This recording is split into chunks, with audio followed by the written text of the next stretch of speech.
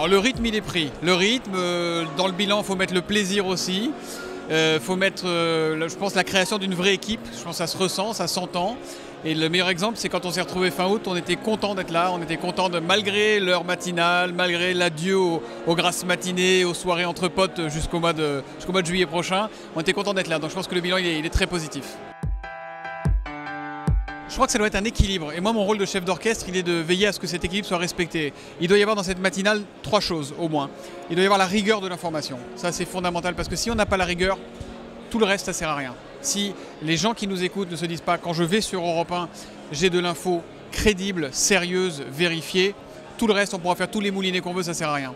Deuxième chose, c'est les points de vue. Les points de vue, c'est Natacha, c'est Dany, qui expriment, qui ne sont pas là pour être neutre. Au contraire, on attend d'eux des prises de position, on entend du relief. C'est Nicolas Barré avec son édito écho. Et puis la troisième, c'est effectivement cette ambiance, cette bonne humeur qui vit avec Laurent Cabrol, qui vit avec Axel de Tarlet, qui vit avec Julie évidemment, et qui fait que le matin, quand on se réveille, on est tous pareils. On est tous un peu chonchons. Il ne faut pas oublier qu'on est souvent la première voix qu'une personne entend quand elle se lève. On n'a pas envie de se faire engueuler, on n'a pas envie d'être agressé, on a envie que ça soit quand même, et même quand le monde est dur, même quand l'actualité est dure, et Dieu sait qu'en ce moment c'est le cas, que ça soit quand même quelque chose d'un peu chaleureux, d'un peu humain. Voilà. Donc quand on arrive à mettre tout ça dans le cocktail, on secoue, et si ça sort bien, ça fait une bonne matinale.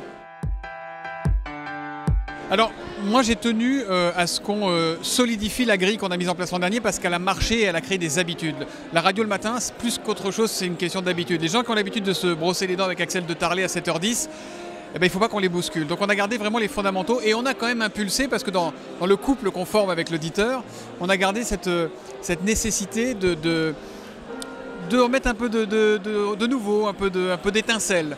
Donc on a changé le kiosque à 6h10, qui est maintenant un kiosque collectif, où on est plusieurs autour de la table, où on parle international, actualité régionale, on parle d'économie, on parle même télé avec Eva Rock.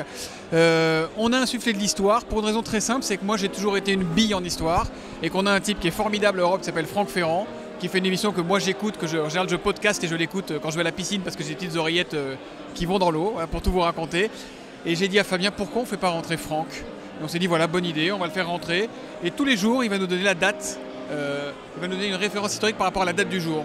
Le 4 septembre, il va nous raconter ce qui s'est passé le 4 septembre 1200 machin. Le 5 septembre sera le 5 septembre 1800 bidule. Voilà. Et ça nous permet, à 6h25, encore une fois dans cette logique de réveil, parce qu'il est tôt à 6h25, d'avoir quelque chose qui... C'est un plus qualitatif, ça nous apprend quelque chose, et moi je trouve ça rend intelligent. Voilà. C'est la radio...